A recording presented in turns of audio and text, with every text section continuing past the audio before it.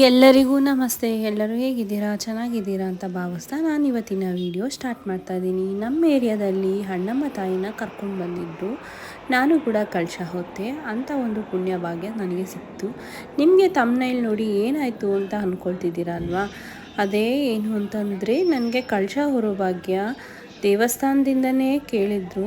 But ನಾನು ಆಗೋಲ್ಲ ಅಂತ ಹೇಳ್ಬಿಟ್ಟೆ. ಆಮೇಲೆ ನಂಗೆ ತುಂಬ ಬೇಜಾರಾಯಿತು, ಯಾಕೆ ನಾನು ಈ ಥರ ತಪ್ಪು ಮಾಡಿದೆ ಅಂತ. ತಾಯಿ ಅಲ್ಲಿಂದನೇ ಬಂದು ನನ್ನ ಪೂಜೆಗೆ ಅಂದರೆ ನನ್ನ ಸೇವೆನ ಮಾಡು ಅಂತ ಹೇಳಿದಾಗ ನಾನು ಆಗೋಲ್ಲ ಅಂತ ಹೇಳ್ಬಿಟ್ನಲ್ಲ ಅನ್ನೋದೊಂದು ಬೇಜಾರಾಯಿತು. ನಾನು ಮಾಡಿರೋವಂಥ ತಪ್ಪನ್ನು ನೀವು ದಯವಿಟ್ಟು ಯಾರೂ ಮಾಡಬೇಡಿ.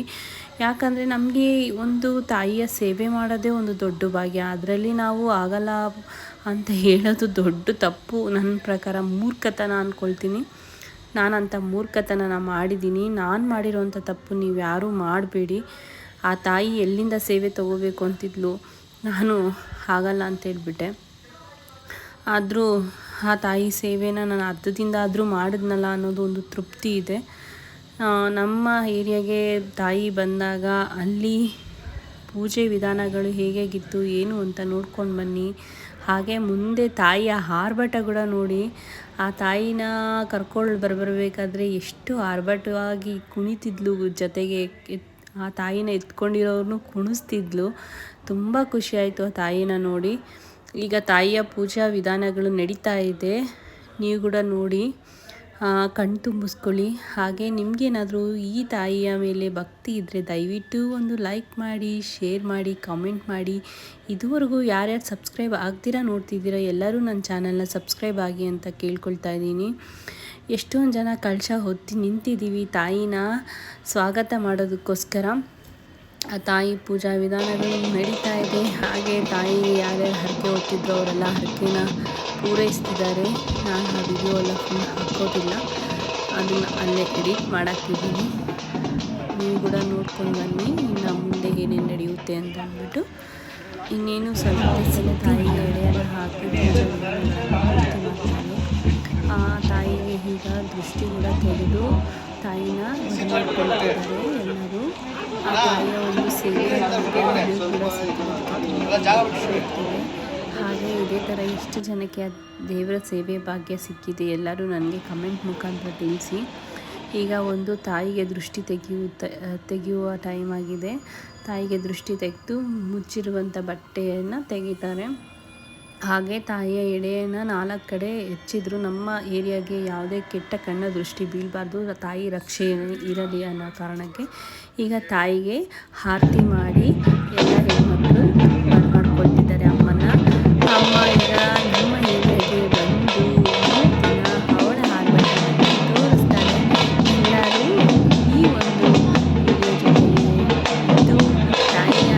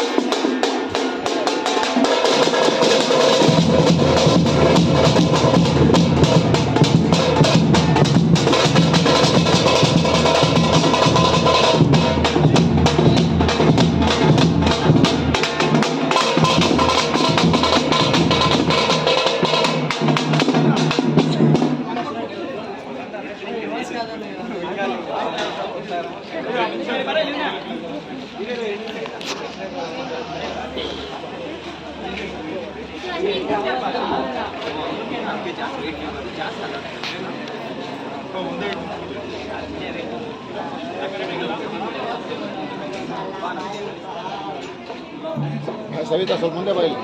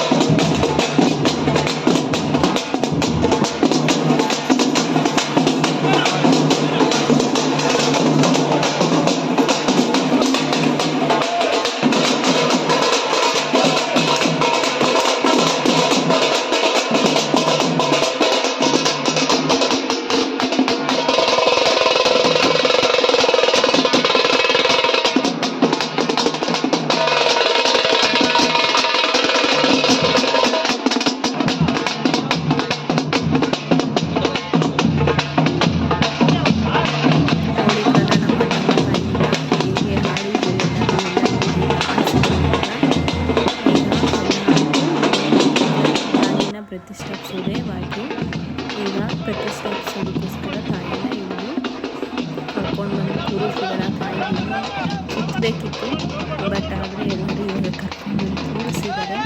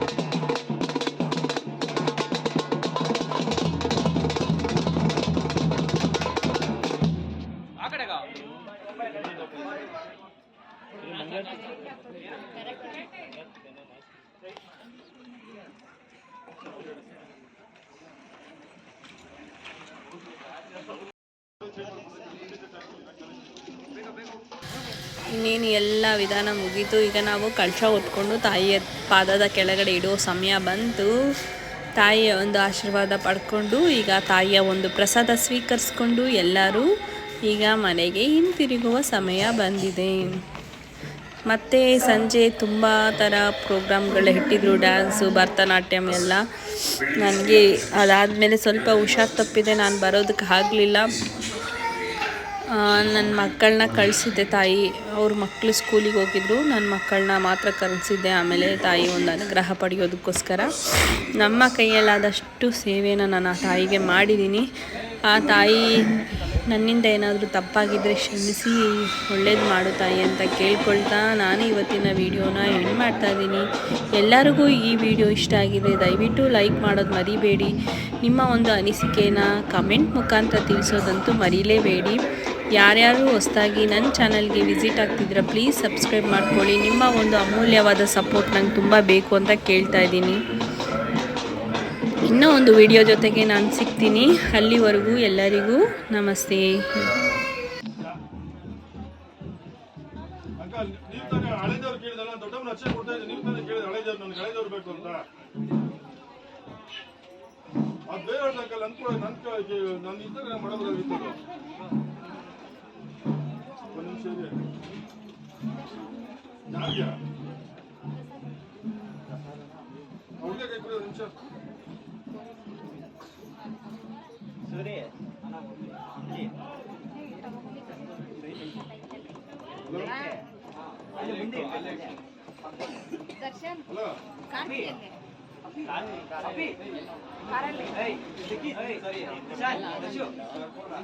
ಏನು ವರುಣ್ ಕಾಲೇಜ್ಗೆ ಹೋಗಿಲ್ಲ?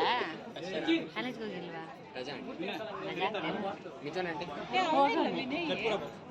ಕೆಲಸ ಹೋದ್ನಲ್ಲ.